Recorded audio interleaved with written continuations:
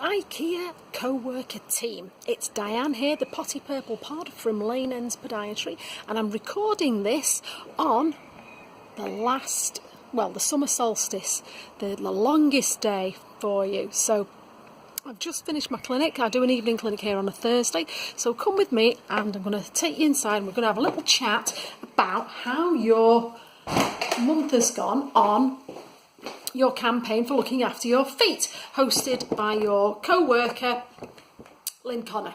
Okay, she invited me in to come and help you with your foot problems if you had any, and that's what we've been doing this month. So she's about to go on holiday, so I'm going to kind of like wrap up some of the stuff. It's still going on for next week till the end of June, but I'm going to kind of like wrap it up to where it's at the moment. So we're going to start off with the competition. Do you remember the competition? Some of you were really keen and got involved in this. I know some of you are pretty busy because Lynn's been telling me the store's been very busy business-wise and you've all been tied up working very hard, which we thank you for, and making the store look absolutely fantastic. So thanks for doing a great job.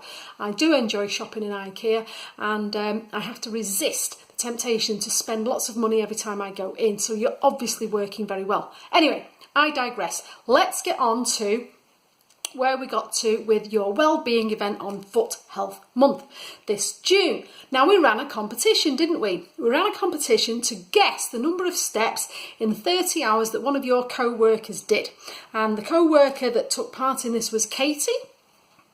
And she did, in 30 hours, 56,370 steps. And the correct answer was guessed by Julia, who was only 130 steps off on the guess. She guessed 56,500. That's amazing. Well done. Both of them win a free treatment with me to either look at their foot problems or whatever, and or depending on what they prefer, or they can have a reflexology treatment with one of my colleagues or one of the complementary therapies that she does. Whatever they're going to make them feel good. So that's what we've done there. So well done for taking part if you did, and blimey Julia, you're spot on there with your guess. Well done. Now, we did get some questions, not millions, which is good because that obviously shows that you're all very busy working hard in the store and not really thinking about your feet, which must mean that they're okay. Fine, we want happy faces for happy customers in IKEA, so you're doing a great job there, fantastic. But I have got a couple of tips. Now, one of the questions I was asked was about achy feet, weary feet, tired feet. You know, you've been on them all day, what can you do? Well, let me tell you, your foot, complex structure, got 26 separate bones attached to your leg, which has got these two bones. That's your tibia, that's your fibula. This is your calcaneum, your heel bone. Your big calf muscle attaches via your Achilles tendon into that. Some people, if they're on their feet a lot, will suffer from heel pain underneath this area here, sometimes called plantar fasciitis. Not all heel pain is plantar fasciitis, but about 45% of cases are, which is why it's the one that Dr. Google always comes up with first. So the best way, if you're getting heel pain when you first get up in the morning and first put your foot down, is to stretch. You need to stretch that calf muscle by pulling your foot up like so. This is before you get out of bed. Get a towel, wrap it round here and pull it up with the towel like so. Do that for about 10 seconds, 3 or 4 times, just to get that muscle stretching out there and moving some of the fluid that builds up underneath here. And then the other thing that you can do, I'll demonstrate this in a bit, is to get a ball and roll it underneath your foot like so. Move those that fluid around. And then the other thing that you can do is strengthening exercises of the intrinsic muscles. That's the small muscles inside your foot. How do we do that, Diane? You do it like this. Right, get a tissue on the floor like so and practice picking it up. Now, if you get a child to do this, a young child, they're probably pretty dexterous with their toes. They'll be more dexterous with their toes than us adults are because we don't use them.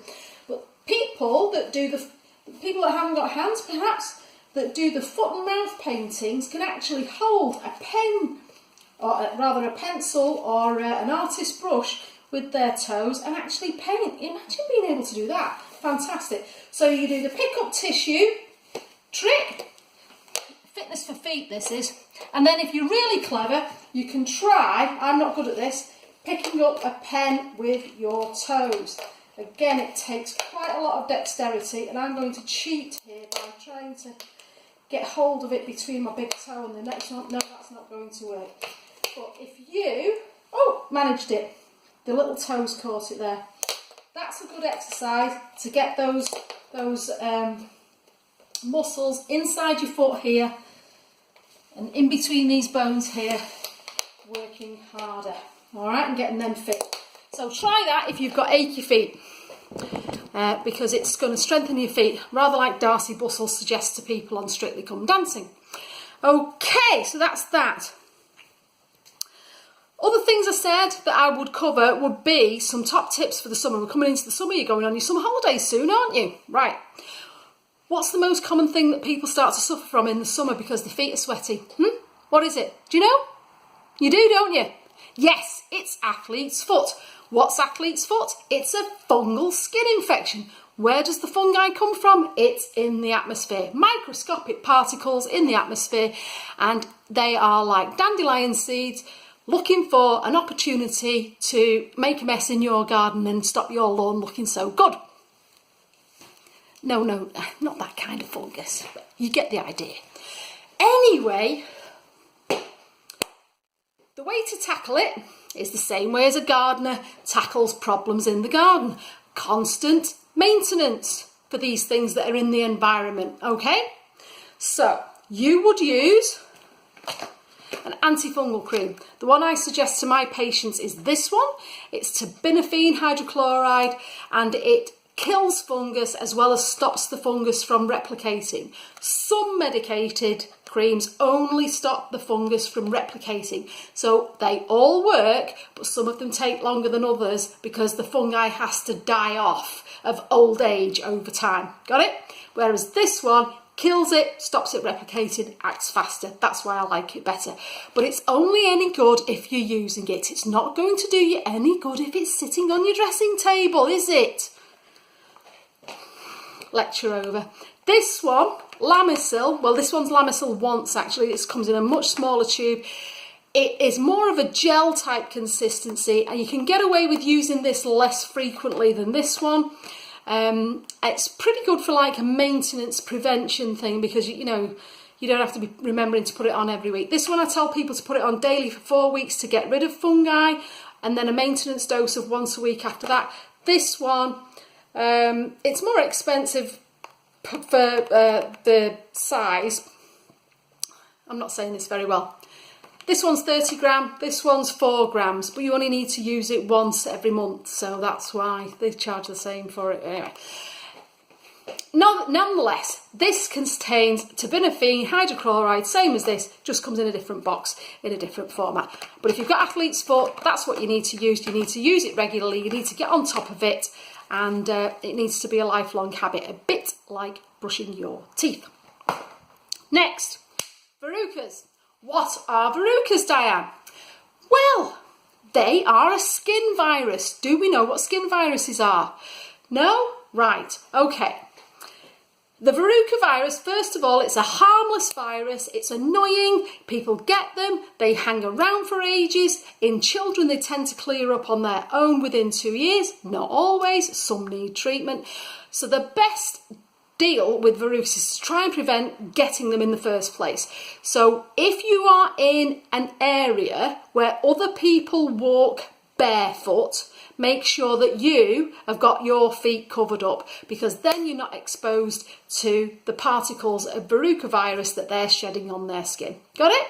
Simple. So if you're going around the poolside on your holidays, wear flip-flops or wear some kind of, those beach shoes are quite good as well because they grip well, don't they? So it's protecting yourself from the exposure to the virus is the key. All right? And making sure that if you are going swimming or in changing rooms or communal changing rooms or doing martial arts and stuff like that, and you're in the shower, blah, blah, blah, dry your feet really well afterwards and put talcum powder on.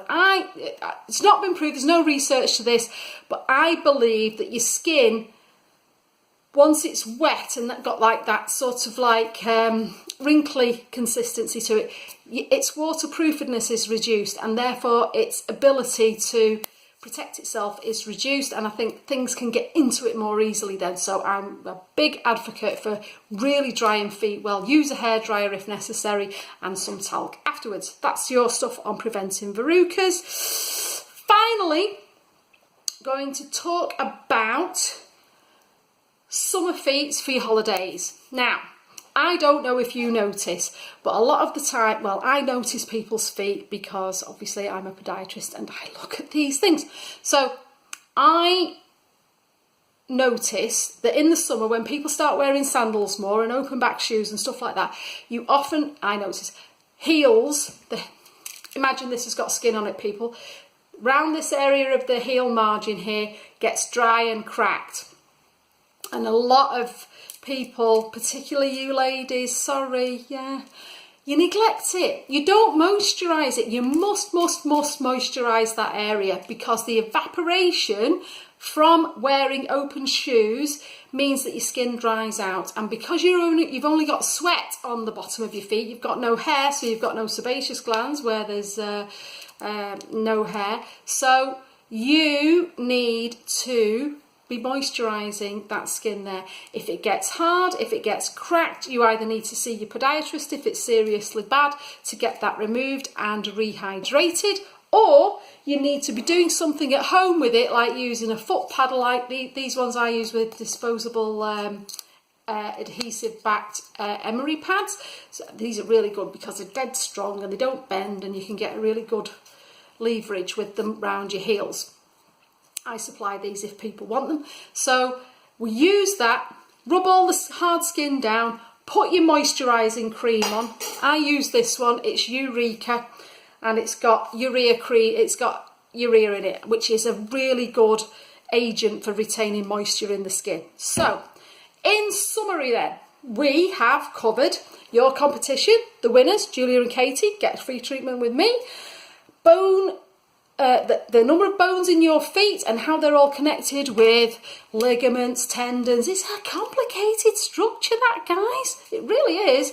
And how to strengthen them with your little foot exercises, PT for your feet. We've talked about athlete's foot and how you can prevent that by using some anti-fungal cream on a regular basis. We've talked about preventing verrucas so that you don't have to deal with that niggly problem and stop yourself getting, because they're a nuisance. And then we've finished on moisturising your feet, haven't we, to make sure that you've got good skin condition for your holidays and you're not having to think about coming to see somebody like me. Obviously, you'd be welcome if you do, but you want to be comfortable, don't you?